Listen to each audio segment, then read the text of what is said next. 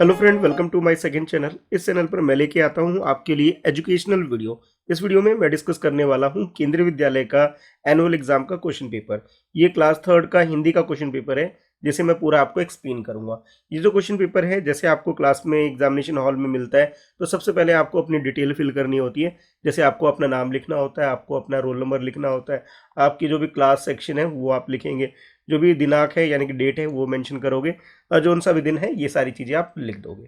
इतना लिखने के बाद इस क्वेश्चन पेपर को अगर आप आगे देखेंगे तो इस क्वेश्चन पेपर के अंदर आपको डिफरेंट डिफरेंट दक्षताएं, जिसे इंग्लिश में कॉम्पिटेंसी बोलते हैं, ठीक है, उसके अंदर इस क्वेश्चन पेपर को डिवाइड किया गया है। जैसे सबसे पहले आपका पठन वाला पोर्शन आएगा, जो कि 5 नंबर का होगा। उसके बाद गद्य और काव्य यानी कि जो किताब के प्रश्न उत्तर हैं वो आपके 5 नंबर के आएंगे। उसके बाद ग्रामर वाला यानी कि हिंदी व्याकरण वाला पोर्शन है, जो कि आपका 10 नंबर का होगा। उसके बाद रचनात्मक लेखन, जिसके अंदर कोई भी विषय आपको दे दिया जाएगा, उसके ऊपर 5 वाक्य लिखने के लिए बोला जाएगा, ये आपका 5 नंबर का होगा। उसके बाद आपकी स्पेलिंग, जिसे हिंदी में वर्तनी बोलते हैं, ये वाला पोर्शन होगा, ये 5 नंबर का। उसके बाद सुलेख होगा आपका, ये भी 5 नंबर का। और लास्ट में आप देख सकते हैं शब्दावली, और ये भी आपका 5 नंबर का होने वाला है। इस तरह से पूरा क्वेश्चन पेपर 40 मार्क्स का आपको देखने को मिलेगा, जो अलग अलग डिफरेंट डिफरेंट कॉम्पिटेंसी यानी दक्षताओं में से अलग अलग डिवाइड किया गया होगा। सबसे पहले हम लोग बात कर लेते हैं, यानी कि डिस्कस करते हैं पठन वाले पोर्शन से, जिसमें आपको एक गद्यांश दे रखा है और इंस्ट्रक्शन आपको गिवन है। नीचे दिए गए गद्यांश को पढ़कर प्रश्नों के उत्तर लिखिए। चलिए एक बार गद्यांश को पढ़ लेते हैं। यहाँ से स्टार्ट है। एक दिन बच्चे ने आहते में एक छोटा सा सांप रेंगते देखा। वह धीरे धीरे रेंग रहा था। बच्चे को देखते ही वह भागा और वहीं पे पड़े हुए नारियल के एक खोल में घुसकर छिप गया। यानी कि इसके अंदर एक बच्चा है जो कि अपने घर के आंगन यानी अहाते में खेल रहा था, और वहां पे वो सांप को देखता है जो कि रेंग रहा था। सांप जब बच्चे को देखता है तो वो भाग करके नारियल के खोल में जाकर घुसकर छिप कर रह जाता है। अच्छा, आगे बताया जा रहा है कि उसने पत्थर का एक टुकड़ा टुकड़ा उठाया और उससे नारियल के खोल का मुंह बंद कर दिया। उसे लेकर वह नानी के पास दौड़ा गया। उसने कहा, नानी देखो, मैंने सांप पकड़ा है। नानी चीख उठी, सांप? तो यानी कि हमने जाना इसके अंदर कि बच्चा उस नारियल के खोल को, उसका जो मुंह है, उसे पत्थर की मदद से बंद कर देता है, और मुंह बंद करने के बाद नारियल का वो क्या करता है, उसे अपनी नानी के पास ले जाता है और बोलता है कि मैंने सांप पकड़ लिया है, और नानी को बताता है। और जैसे नानी को पता लगता है कि इसने सांप पकड़ लिया और सुनती है सांप, तो नानी चीख उठती है और सांप का आवाज तेज से लगाती है। तो ये छोटा सा गद्यांश है। पूरी कहानी तो आपने किताब में पढ़ी ही होगी। ये गद्यांश है, ठीक है, जिसके अंदर से पहला प्रश्न आपके लिए है कि एक दिन बच्चे ने अहाते में क्या देखा।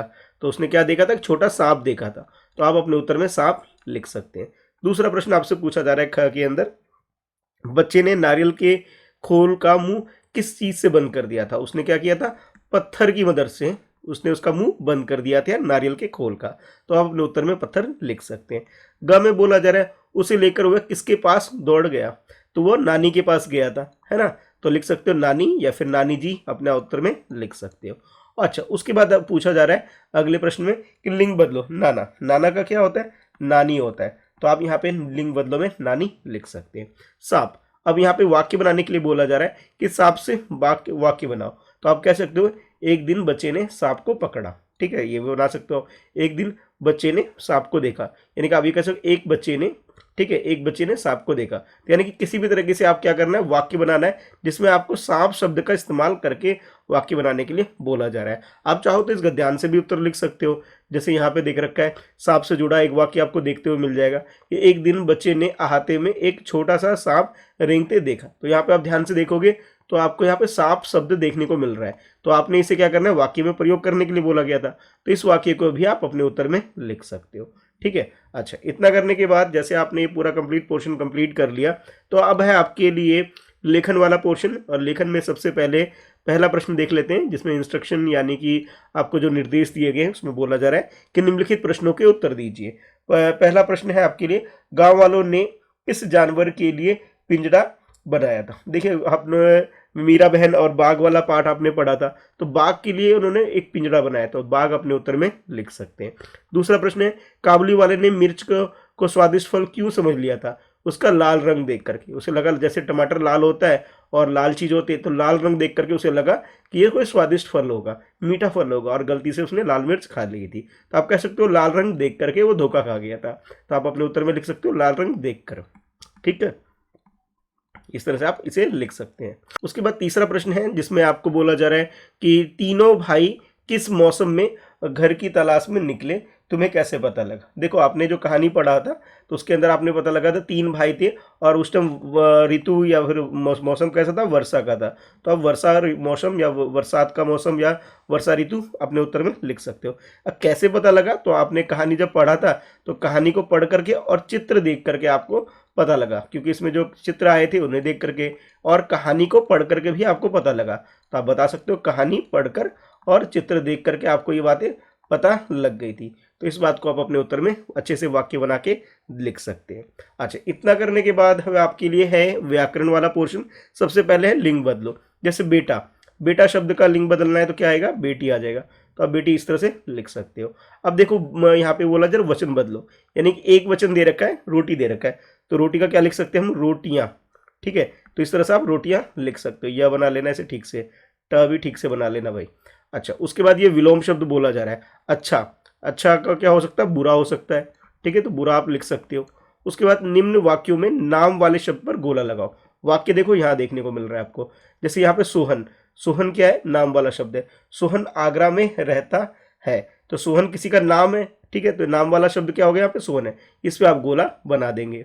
पांचवा प्रश्न आपको बोला जा रहा है कि निम्न वाक्यों में सर्वनाम शब्द पर गोला लगाओ। देखो जब भी हम संज्ञा की जगह जो शब्द इस्तेमाल करते हैं उसे हम क्या बोलते हैं, सर्वनाम कहते हैं। जैसे वह बाजार गया है, तो वह यहाँ पे क्या है, सर्वनाम शब्द है, इस पे आप गोला बना लेंगे। इसके बाद छठा प्रश्न है जिसमें आपको बोला जा रहा है कि निम्न वाक्यों में विशेषण शब्द पर गोला बनाओ। विशेषण यानी कि जिसमें किसी ऐसा शब्द जिससे किसी की विशेषता यानी कि तारीफ की गई हो। जैसे गमले में लाल गुलाब खिला है, गुलाब कैसा है, लाल रंग का है, तो ये लाल रंग जो है ये क्या हो गया, इसका विशेषण हो गया। इस पे आप गोला बना देंगे। सातवां प्रश्न है, इसमें बोला जा रहा है मुहावरे का अर्थ लिखो। 9 2 11 होना, यानी आप लोग जानते हो सबसे पहला मुहावरा आपको क्लास में यही कराया जाता है, भाग जाना, है ना। 9 2 11 होने का मतलब क्या है, भाग जाना। तो यह आप अपने उत्तर में लिख सकते हो। अच्छा, इतना करने के बाद नेक्स्ट है आपके लिए आठवां प्रश्न जिसमें आपको बोला जा रहा है कि निम्न शब्दों का पर्यायवाची शब्द लिखो। जैसे पानी है, पानी को हम क्या बोलते हैं, जल बोलते हैं, जल लिख सकते हो। नीर बोलते हैं, नीर लिख सकते हो। ठीक है, तो जल और नीर इसके पर्यायवाची आप लिख सकते हो। अब देखो जैसे हार है, जैसे जीत हार शब्द होता है ना, तो हार शब्द जो है इससे वाक्य बनाने के लिए बोला जा रहा है। तो आप बोल सकते हो कि मैंने अपने दोस्त को खेल में हराया। किसी भी खेल का नाम लिख सकते हो। या मैंने अपने दोस्त को, जैसे हार है, मेरी हार हो गई, मेरे एक गेम खेलने में, कोई भी गेम आप खेलते हैं कि खेल में हार जीत लगी रहती है, ये भी आप बता सकते हो।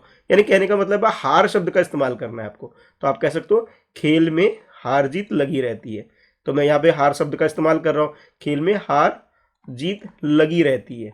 ठीक, कभी बार हम जीत जाते हैं, कभी हम हार जाते हैं, तो आप कह सकते हो खेल में हार जीत लगी रहती है। ठीक है, तो यहाँ पे मैंने शब्द जो बोला गया था हार शब्द का इस्तेमाल करने के लिए, तो आप इस तरह से इसे इस्तेमाल कर लोगे और वाक्य बना लोगे। कोई और वाक्य भी बना सकते हो, बस ध्यान ये रखना है इसमें वाक्य जो है में हार शब्द का प्रयोग जरूर होना चाहिए।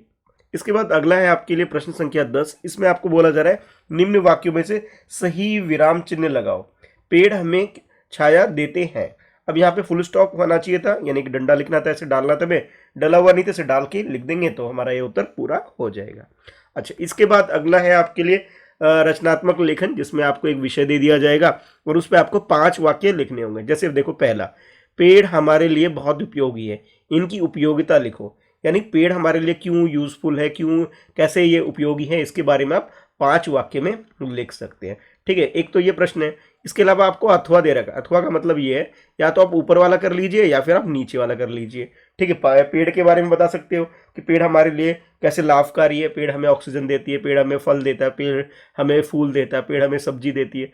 ठीक है, फल फूल सब्जी सारी चीज़ें, लकड़ी वकड़ी सब चीज़ें हमें किससे मिलता है, पेड़ से मिलता है। तो वो सारी बातें आप लिख सकते हो।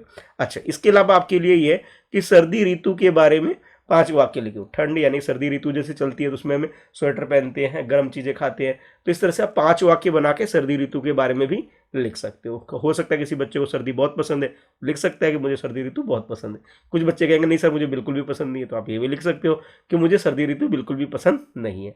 यानी कि आपको इस ऋतु के बारे में, सर्दी ऋतु के बारे में, सर्दी ऋतु के बारे में आपको पूरा लिखना है। कम से कम 5 वाक्य जरूर लिख देना। ठीक है, तो अब मैं तो कहूँगा घर पे आप दोनों प्रैक्टिस कर लीजिए। एग्जाम में जैसे आपके आया था तो उम्मीद करता हूँ आपने जो भी इनमें से एक जरूर अच्छे से कर भी लिया होगा।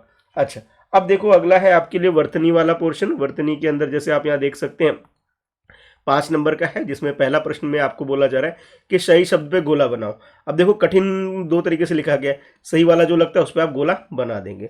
मिर्च भी दो तरीके से लिखा गया है, सही वाले पे हम क्या करेंगे, गोला बना देंगे। अच्छा, दूसरे प्रश्न में बोला जा रहा है निम्नलिखित वर्णों का क्रम बदलकर शब्द बनाओ। अब देखो यहाँ पे ना ढंग से नहीं लिखा हुआ, उल्टा पुल्टा करके लिखा हुआ है। इनको सही ऑर्डर में, यानी कि जैसे जंबल कर रखा है, आगे पीछे कर रखा है, इसको सही से आप लिख दोगे। जैसे साइकिल लिखना है तो साइकिल लिखेंगे साइकिल, ठीक है। तो इस तरह से पहला मैंने कर दिया, दूसरा आप लोग कर लो भाई, ठीक है। तो इस तरह से आप इसे पूरा कर सकते हो। अच्छा, इसके बाद तीसरे प्रश्न में बोला जा रहा है कि शब्दों को शुद्ध करके लिखिए। जैसे जैसे परेशान तो कुछ नहीं होता, परेशान होता है। तो अब मैंने क्या किया, इसमें मात्रा जो गलत लगी हुई थी इसे सही करके लिख दिया। नरियल नहीं होता, नारियल होता है, ठीक है। तो नारियल भी हम लोग सही से लिख लेंगे। तो जो गलती थी, गलती को ठीक करके आपको दोबारा लिखने के लिए बोला गया था। चौथे प्रश्न में बोला जा रहा है अनुस्वार, यानी कि जहाँ बिंदी लगती है, अनुनासिक जहाँ चंद्रबिंदी लगती है, का सही प्रयोग करके लिखना। जैसे सांप है तो सांप में आप लिख सकते हो चंद्रबिंदु, यानी कि अनुनासिक हो गया ये, ठीक है। अवंती, अवंती में क्या आएगा, बिंदी आएगा, ठीक है। जो बिंदी नहीं लगी है तो आप बिंदी लगा के इसे पूरा कर सकते हो। और पांचवें प्रश्न में बोला जा रहा है ज्ञ दे रखा है, इससे आपको शब्द बनाने के लिए बोला जाए तो ज्ञानी लिख सकते हैं आप, शब्द आपका बन गया। तो इस तरह से आप पांचों प्रश्न को अगर सही उत्तर दे देंगे तो 5 के 5 नंबर आपको मिल जाएगा। इसके बाद अगला है आपके लिए शब्द भंडार वाला पोर्शन, जिसमें आपको बोला जा रहा है शब्दों की अंताक्षरी। जैसे देखो लड़का, ठीक है, लास्ट में क आया था तो क से काला हो गया। ल से लाल लिख सकते हो। फिर ल आ गया, ल से लड्डू लिख सकते हो आप, ठीक है, लड्डू हो गया। ड आ गया, ड से डमरू लिख सकते हो, ठीक है। तो ये आप इस तरह से आप क्या कर सकते हो, इसे आगे शब्दों की अंतराक्षरी खेल सकते हो, बना सकते हो। और इसे आपको यहाँ लिखने के लिए बोला गया तो आप लिख भी सकते हो। अब देखो जैसे यहाँ पे बोला जा रहा है अनेक शब्दों के लिए एक शब्द लिखो, घूम घूम कर सामान बेचने वाला, तो इसे हम क्या बोलते हैं, फेरी वाला बोलते हैं। जैसे आपके घर के आसपास भी आता होगा कोई सब्जी वाला, जो वो रिक्शा विक्शा लेके आते होंगे, या कोई और सामान जो अपना घूम घूम के सामान बेचते हैं, तो हम उसे क्या बोलते हैं, फेरी वाला बोल देते हैं, ठीक है। तो फेरी वाला आप अपने उत्तर में लिख सकते हो। अब तुकान शब्द बोला जाए, नाम काम, ठीक है, नाम काम दाम, ठीक है, ये एक तरह से क्या हो गया, तुकान शब्द हो गए। इन्हें पूरा करने के लिए बोला गया था तो आप ये पूरा करके लिख सकते हो। अब चौथे प्रश्न में बोला जा रहा है कि निम्न शब्दों के अर्थ लिखिए। प्रशंसा यानी कि तारीफ करना, ठीक है, तो आप तारीफ इसका अर्थ लिख सकते हो। चवन्नी, चवन्नी का मतलब होता है कि 25 पैसे को बोलते हैं, तो आप 25 पैसे लिख सकते हो, ठीक है। तो इस तरह से आप इसको पूरा कर सकते हो। अब देखो पांचवें में बोला जा रहा है कि निम्नलिखित शब्दों के अलग अलग अर्थ लिखो। हार, हार का मतलब तो एक तो जीत हार, जैसे आप हार जाता है तो एक तो वो होता है, एक हार जो गले में पहनते हैं, तो आप कह सकते हो गले में पहनने वाला हार, ठीक है। और दूसरे में क्या लिख सकते हो, हार, खेल में हार जो मिलती है हमें, हम हार जाते हैं, ठीक है। तो दोनों के बारे में लिख सकते हो। एक हार का मतलब क्या हुआ, अब ना दोनों का अर्थ बता। एक हार का मतलब क्या हुआ, गले में पहनने वाला हार यानी आभूषण, और दूसरा हार जीत, यानी कि हम लोग हारते हैं और जीत जाते हैं मैच के अंदर, कोई भी खेलते हैं। तो दोनों चीज़ों के बारे में आप यहाँ पे थोड़ा सा डिटेल में लिख देना, ठीक है। मैं शॉर्ट में बता रहा हूँ आपको, पर आप लोग वाक्य बना के भी इनका अर्थ बता सकते हैं।